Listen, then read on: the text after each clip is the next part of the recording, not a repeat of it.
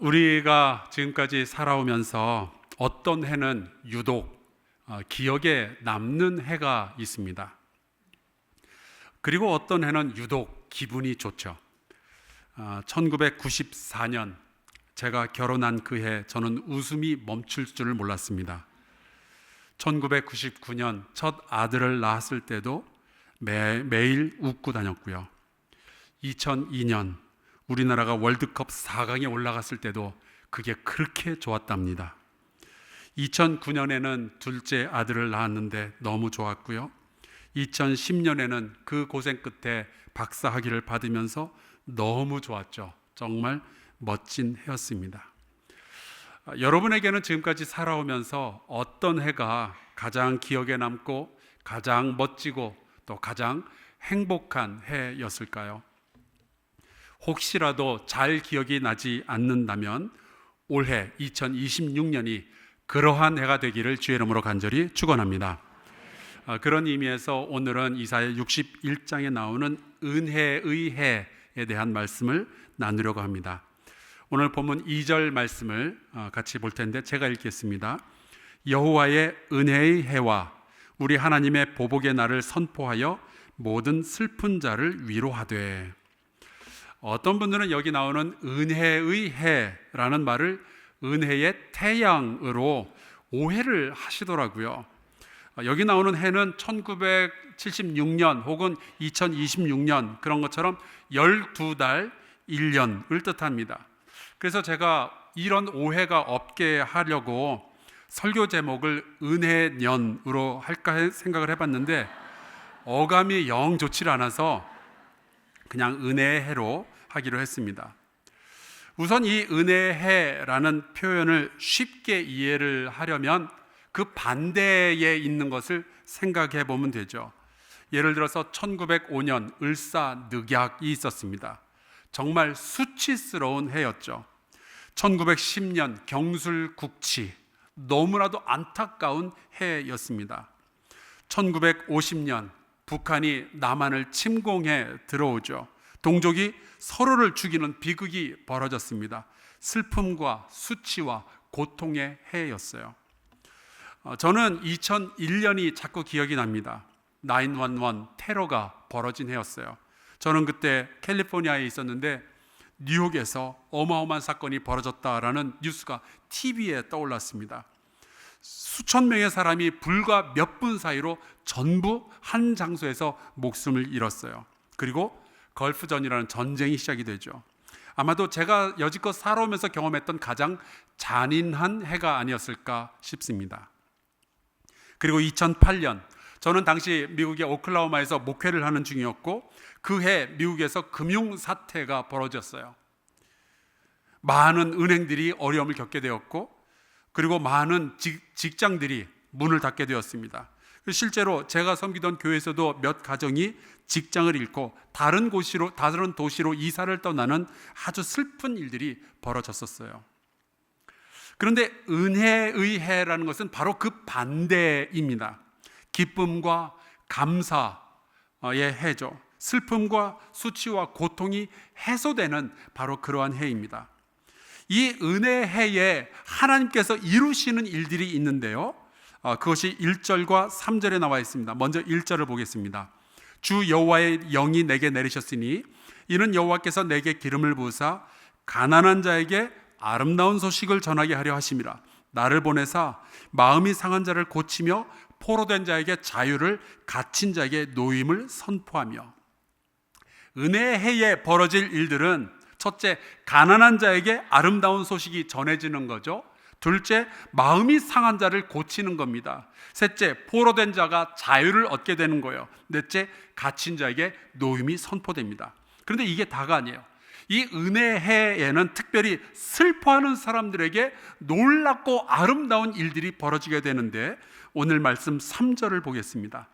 무릇 시온에서 슬퍼하는 자에게 화관을 주어 그 죄를 대신하며 기쁨의 기름으로 그 슬픔을 대신하며 찬송의 옷으로 그 근심을 대신하시고 그들이 의의 나무 곧 여호와께서 심으신 그 영광을 나타낼 자라 일컬음을 받게 하려 하심이라. 이 은혜의 해에는 슬픔을 가지고 있는 사람들에게 기뻐할 일들이 수두룩하게 생긴다고 하는 거죠.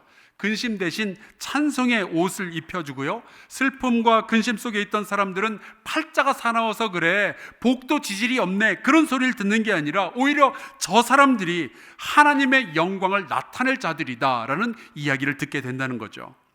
여러분, 그렇다면 우리에게는 이 은혜가 정말로 필요하지 않겠습니까? 가난한 사람들에게 아름다운 소식이 필요하잖아요.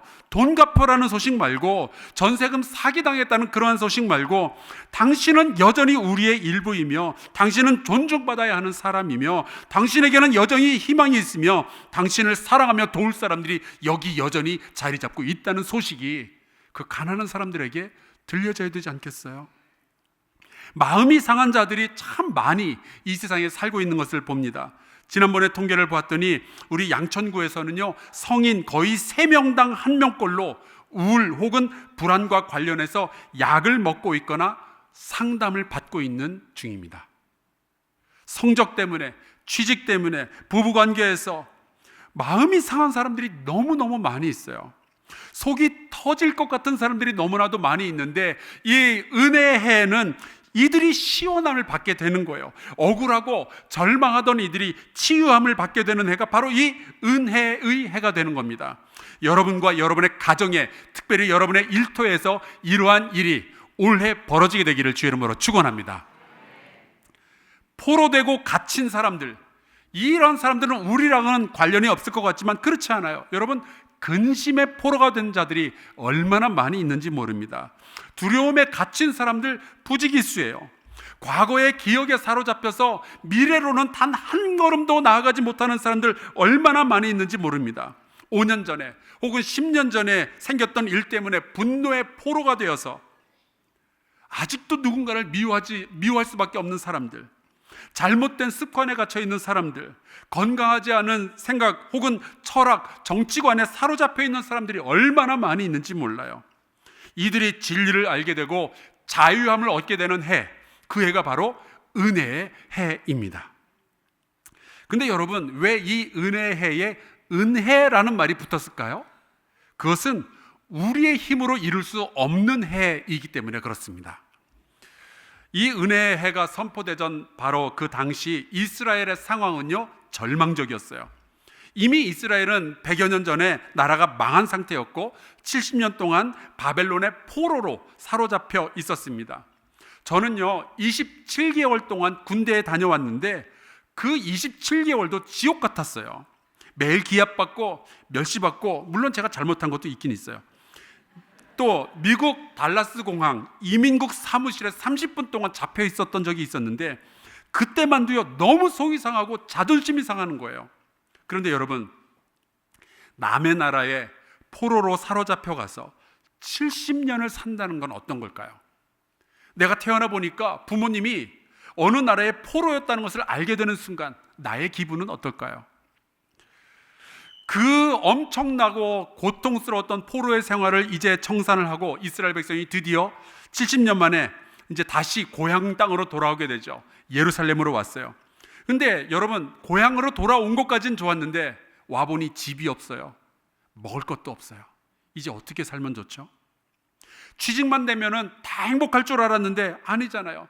자식만 나오면은 모든 일이 슬슬 풀릴 줄 알았는데 아니었잖아요. 여러분, 이스라엘 사람들도 이제 독립을 했는데 여전히 너무 힘든 거야. 사는 것 자체가 너무 안 되는 거죠.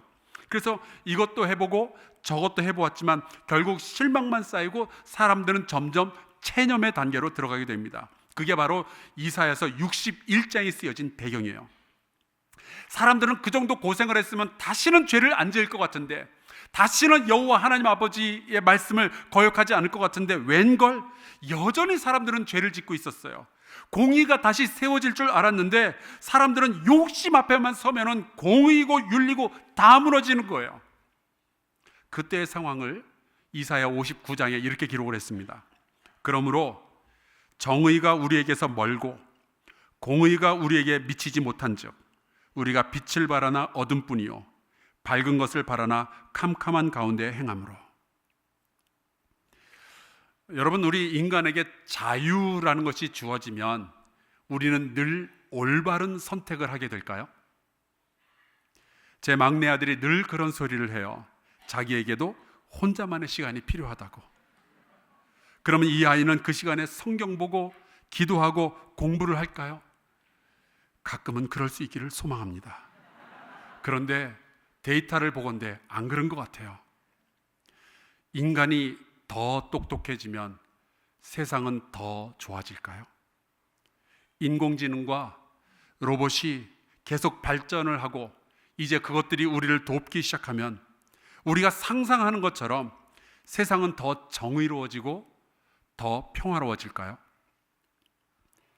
가난한 자들은 사라지게 될 것이고 마음이 상한 자들은 없어지고 더 이상 과거의 포로로 사로잡힌 사람들은 사라지게 되는 걸까요? 아니요, 요즘 뉴스를 보니까 그 반대쪽으로 우리가 달려가고 있는 것 같습니다. 여러분, 은혜의 해라는 것은 우리 인간의 노력으로 될 일이 처음부터 아니었던 거예요. 그래서 이 그냥 은혜의 해가 아니라 여호와의 은혜의 해라고 성경에 기록을 해 놓았습니다. 반드시 하나님께서 도와주셔야 이룰 수 있는 그 시간, 그 시절, 그 시대가 바로 여호와의 은혜의 해인 거예요. 자, 그렇다면은 하나님은 무조건 은혜만 베푸시는 것인가?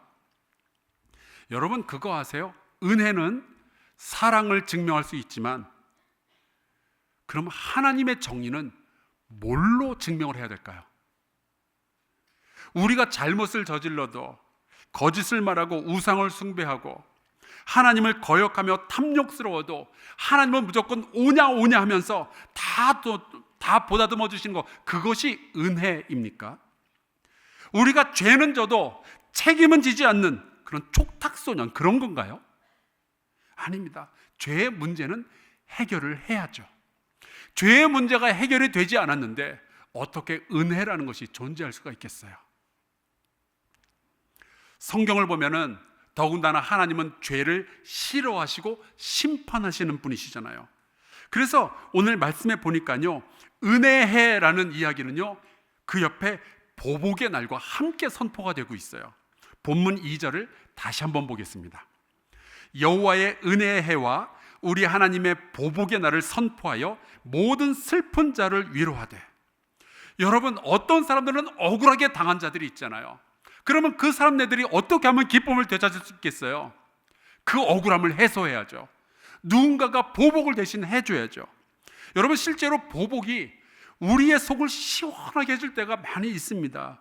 요즘 넷플릭스에서 하는 참교육이라는 드라마가 하도 재밌다길래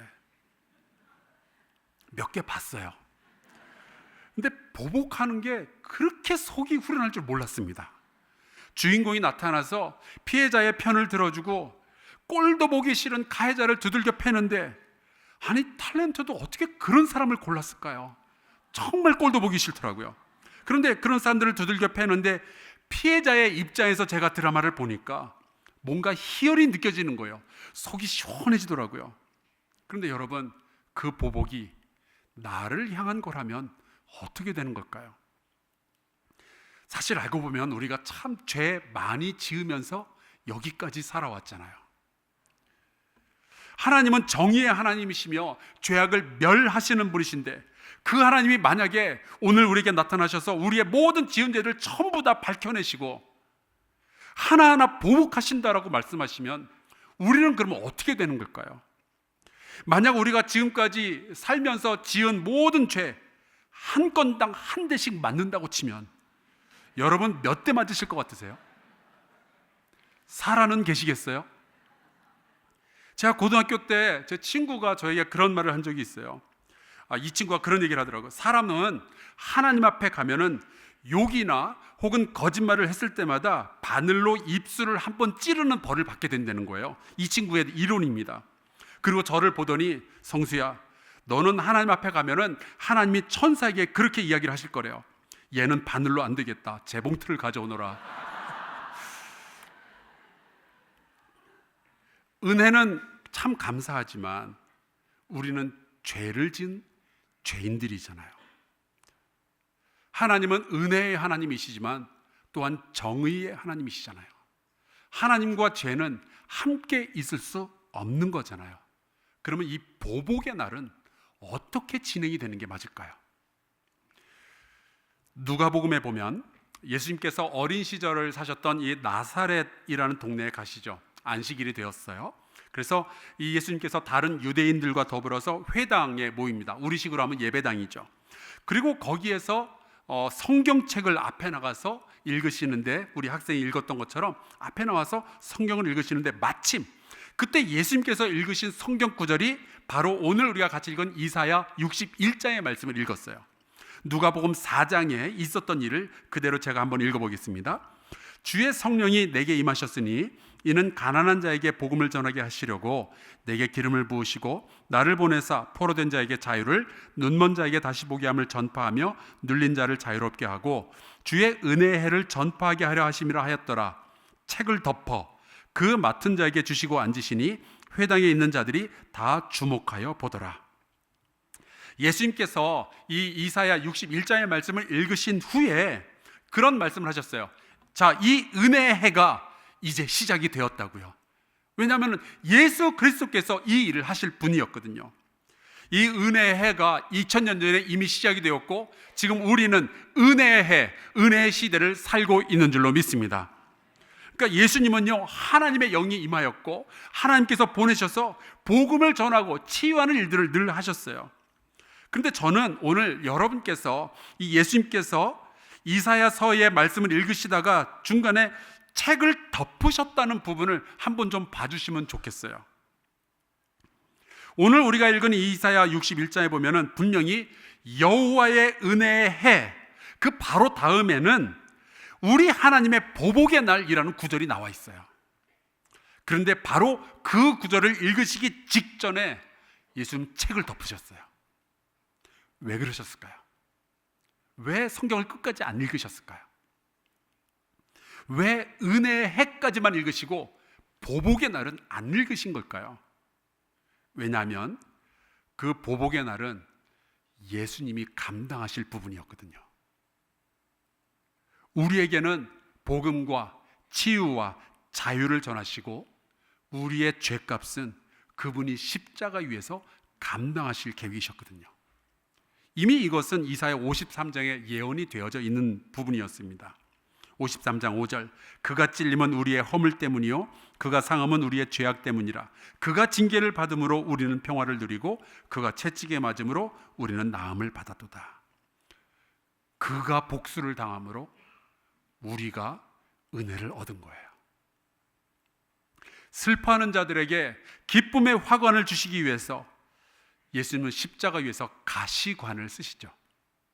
우리에게 찬송의 옷을 입혀주시기 위해서 예수님은 십자가 위에서 발가 벗겨지셨습니다. 우리가 하나님 앞에서 의의 나무가 되게 하시기 위해서 예수님은 그 자신이 나무 위에 달려 죽으셨어요.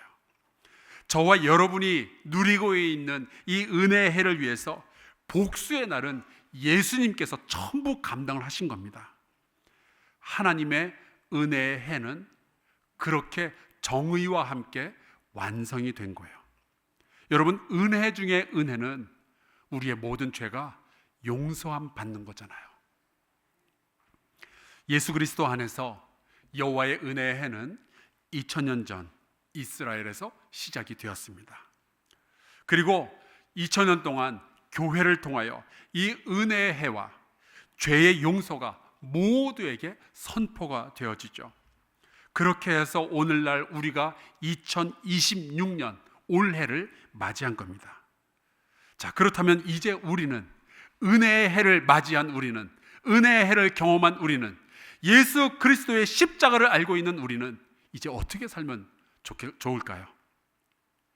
우선 우리가 우리의 의가 아니라 하나님의 은혜로 구원받았으니 하나님의 백성 된 것을 감사하실 수 있기를 주의 이름으로 축원합니다. 우리에게 복음이 증거되어진 것과 우리가 진리를 알게 된 것과 말씀 안에서 기쁨을 누리는 일에 대해서 감사해야죠.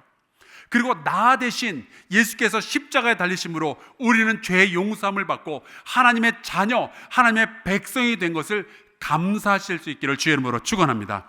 이것이 은혜인데 올해 우리는 이것을 임의의 기적이라고 부르고 있어요. 우리의 실력이나 우리의 의로움이 아니라 하나님의 은혜로 주어진 기적이잖아요. 그리고 그 주님께서 하시던 은혜의 해에 하셨던 모든 일들을 우리가 계속해서 이어나가야죠. 이것을 우리는 아직의 사명이라고 부릅니다. 지난 50년 동안 우리 한사랑교회는 예수님이 하셨던 것처럼 아름다운 소식을 전하고 치유를 위하여 일하며 자유와 해방을 선포하는 일들을 여지껏 해왔습니다. 이 주님의 은혜의 해가, 용서의 소식이, 기쁨과 자유의 소식이 멈추지 않고 계속 이어지도록 우리가 일을 해야죠. 가난한 사람들을 지속적으로 만나고 마음이 상한 자들을 찾아가서 그들을 위로하고 치료를 해야죠. 눌린 자들을 만난다면 그들에게 자유를 선포해야죠. 그것이 한사랑교회가 50년 전에 세워졌던 이유고 최초의 예배를 드리면서 5가정이 기도했던 기도의 제목이 아니겠어요? 그것이 우리가 지난 50년 동안 예수 그리스도 안에서 수많은 은혜를 경험했던 이유 아니겠어요? 이 은혜의 해가 2026년에 끝날 수는 없는 거잖아요. 주님 오실 날까지 계속해서 이 은혜의 해가 이어져야죠. 주님의 치유와 주님의 자유를 경험한 자들로서 이 은혜의 놀라운 소식을 온 세상에 전하는 우리 한사랑교회 모든 교우들 되시기를 주의 이름으로 간절히 축원합니다. 이 한사랑교회가 이어왔던 이야기들을 영상으로 담았는데요, 우리 같이 보도록 하겠습니다. 12분 정도 됩니다.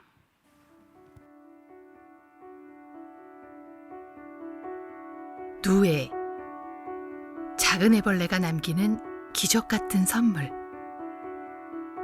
뽕잎을 먹은 누에는 자신의 몸에서 실을 뽑아 고치를 짓는다.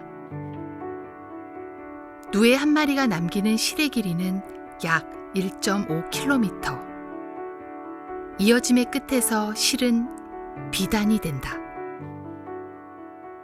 누에가 실을 짓듯 그렇게 이어져 온 이야기가 있다. 이제 그 길고 따뜻한 이야기를 시작하려 한다.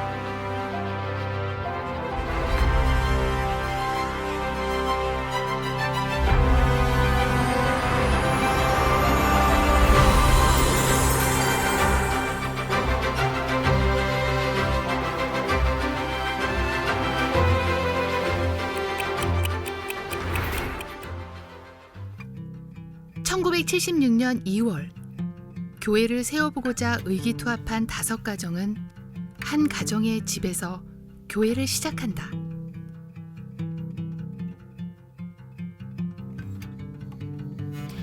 최중렬 장로님이 저희 집에 오셔가지고 우리 아름다운 교회 하나 만들지 않겠냐 하고 5가정이 모였는데 돌아가면서 이제 예배를 드렸어요. 이민기 장로님 가정으로 이제 거실에다가 한남교회라는 간판을 걸고 예배를 드리기 시작했는데 그때 장인어른이 예배를 인도하시더라고요.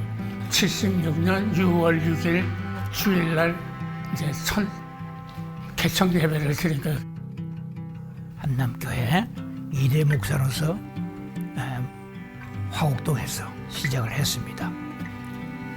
우리가 식구가 내 집 사람하고 애 셋인데 옥탑방에서 지내는데 뭐 내 식구가 누우니까 내가 누울 자리가 없으니까 나는 본당에 내려와서 담요 하나 가지고 와서 엎드려 철야 기도하고 사실 좀 어려웠는데 그런데 그 당시에 이게 어렵다 어떻다 그런 거 생각은 안 들고 그저 하여튼 이 복음 전하는 데만 정성을 다해서 이 교회를 부흥시켜야 되겠다.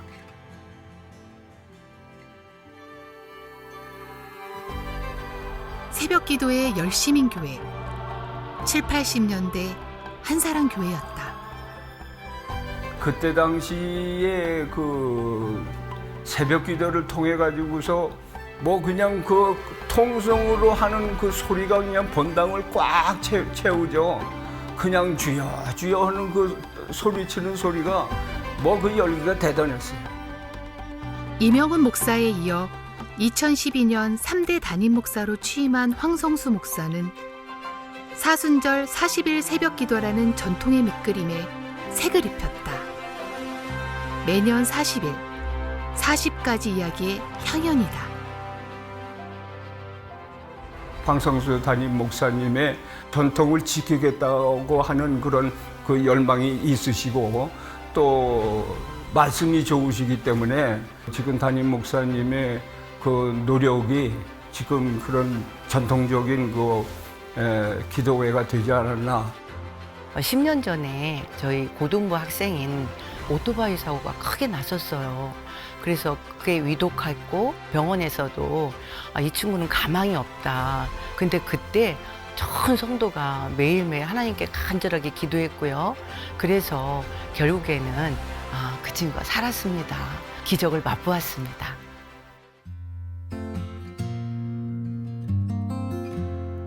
그냥 40일이 아니다. 어린 예배자들에게 보여주는 믿음의 유산이다. 우리에게 그랬듯 사순절 새벽 기도는 최고의 학교이다. 우리 가정의 주인은 하나님이시다라는 것을 배우게 하고 싶습니다. 특별한 거니까. 왜냐하면은 하나님과 같이 기도하는 시간이니까.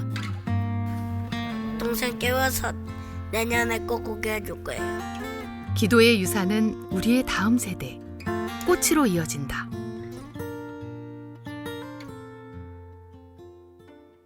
(1991년에) 첫 발을 내디딘 그 선교부의 활동이 지금 열매를 슬슬 맺고 있다고 생각은 하고 있어요. 한사랑 교회는 직산을 시작으로 안양, 군산, 제주, 함안, 남양주, 필리핀 올랑고, 인도네시아 자바섬 등의 교회를 개척했다. 91년 최수을 선교사님 이후로 우리가 파송한 선교사님들은 셀 수 없다. 이 시대의 선교는 부르심을 따라 열방으로 이어지는 선한 열심이었다. 황성수 목사 취임 이후 선교는 조금 다르게 정의된다. 예전에는 선교를 그 교회의 일부라고 생각을 했거든요. 근데 지금은 교회가 오히려 선교의 일부라고 생각을 하죠. 그래서 선교를 정의하자면 하나님이 복을 세상에 전하는 모든 방법들입니다. 교회 수리, 그리고 페인트 칠, 그리고 마을 지역 분들 농활, 노방전도 및 마을잔치, 마지막으로 청년들이 트로트 공연까지 하고 있습니다. 그리고 미처 전도하지 못한 분들이 계세요. 그분들께 한 번이라도 더 복음을 전하고 싶어서 계속 가게 되는 것 같습니다.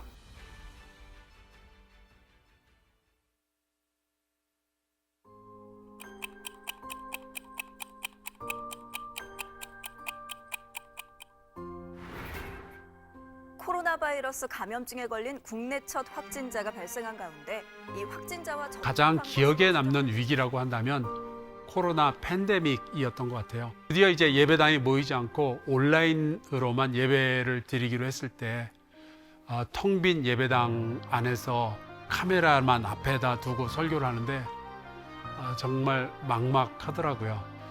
지금 생각해 보면은 그때의 그 위기를 넘어갈 수 있도록 참 올바른 결정을 많이 내렸었는데 그 중에 하나가 바로 이 다음 세대를 위한 투자를 할 시기가 바로 이때다라는 것이었습니다. 게다가 사실 오랫동안 아이들한테 참 미안했었거든요. 그 아이들의 그 교육 공간이 지저분하고 또 오래되었고, 그래서 이걸 바꿔주는데 최적의 시간이 찾아온 거죠.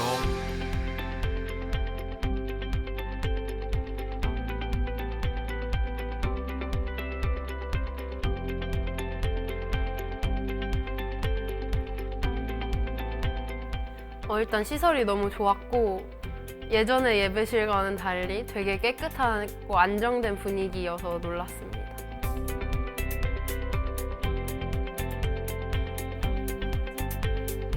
굳이 다른 데 가서 놀지 않아도 그런 시간을 보내는 것도 좋았고. 위기를 돌파한 방법. 한사랑의 포스트 코로나는 다음 세대였다.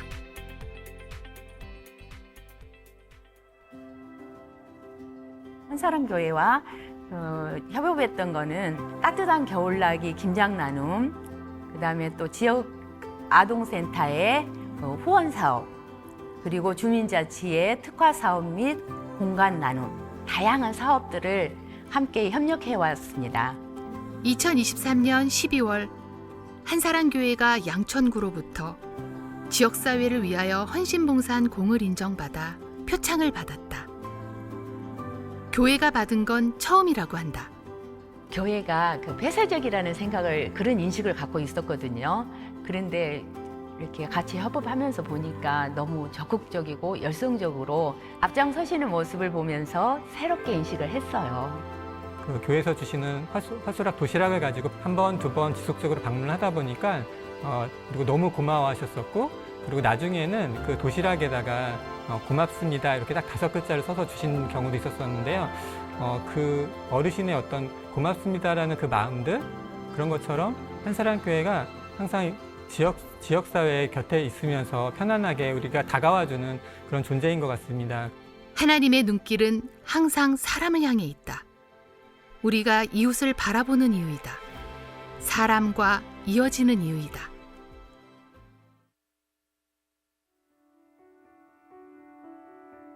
처음은 1mm의 작은 알이었다. 10,000배 이상 성장한 노예는 따뜻하고 강한 씨를 남긴다. 세상에 유익을 남긴다. 하나님이 기대하시는 한사랑교회의 나중은 어떤 모습일까? 신앙인으로서 삶이나 또 사회에서의 역할이나 이런 것을 말씀에 비추어서 정말 진정된 삶의 모습으로 변화되는 그런 우리 성도들이 되었으면 좋겠다. AI만 너무 맹종하지 말고 우리 생명의 말씀, 진리의 말씀이 왜곡되지 않도록 우리가 노력하는 그런 공동체. 교회 학교에서부터 중고등학교, 청년부까지 국가, 민족을 위해서 크게 쓰임받는 그런 일꾼들이 많이 배출되어야 될 것으로 기대하고, 청년들이 교회 다닌다는 사실을 좀 자랑스러워할 수 있는, 정말 삶으로서 그리스도인을 증명해내는, 저는 그런 교회가 됐으면 좋겠습니다. 더욱더 지역사회에 관심을 갖고 다양한 방법으로 섬길 수 있는 그런 모습의 교회가 되었으면 좋겠습니다. 동네 사람들과 더불어서 함께 나이 들어가고 믿지 않는 자들의 친구가 기꺼이 되어주는 그런 교회가 되면 좋겠습니다. 저는 그게 선교적인 교회라고 생각을 해요. 그렇게 하나님의 나라가 이 땅에서 만들어지는 거겠죠. 이미의 기적, 아직의 사명. 한사랑 100년을 잇다. 한사랑 100년을 잇다. 한사랑 100년을 잇다.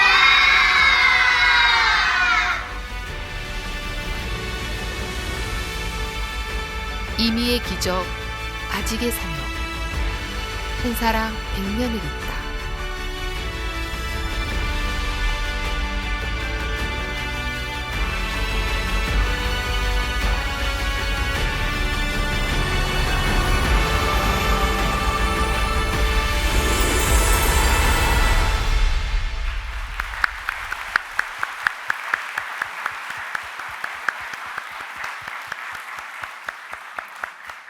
자, 우리도 양옆으로 인사 나누겠습니다. 한사랑 100년을 이어갑시다.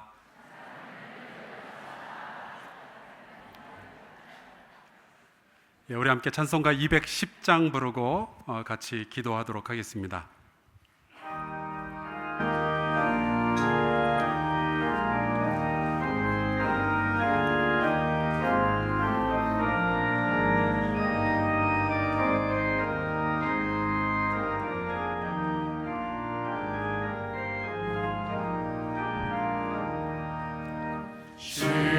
시온성과 같은 교회 그의 영광 한없다.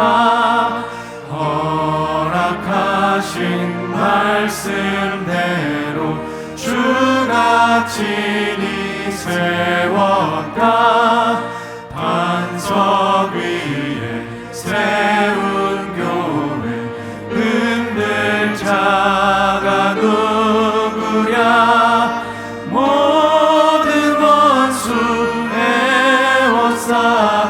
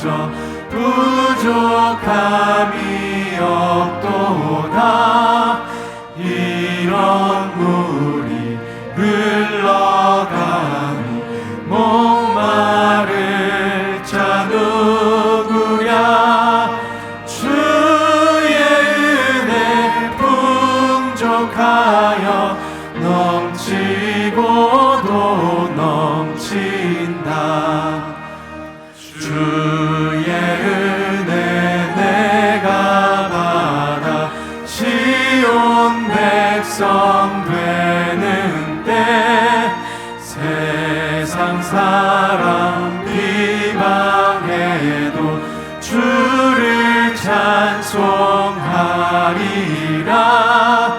세상 헛된 모든 영광 아침 안개 같으나 주의 자녀 받을 복은 영원 무궁하도다.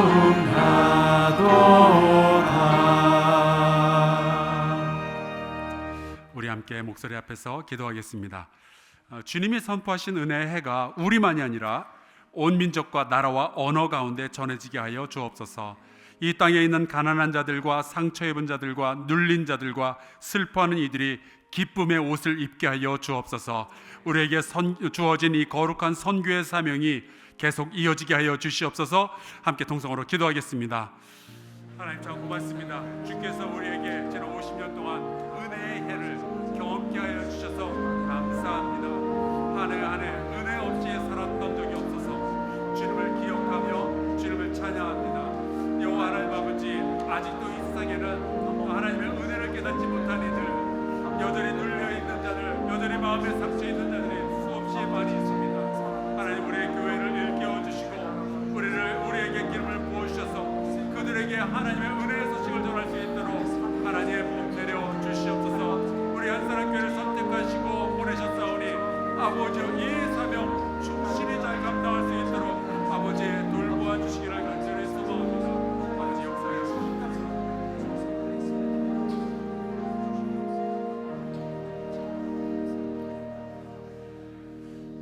하나님 고맙습니다. 주님의 은혜로 우리가 여기까지 왔습니다.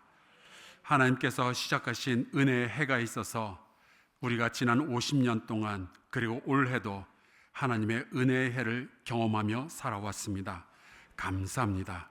이제 주님께서 오시는 그 날까지 가난한 자들과 상처 입은 자들과 눌린 자들과 슬픔에 빠진 이들에게 은혜의 해를 전하는 우리 모든 성도, 우리 한사랑교회가 되게 하여 주옵소서. 예수님의 이름으로 기도합나이다. 아멘.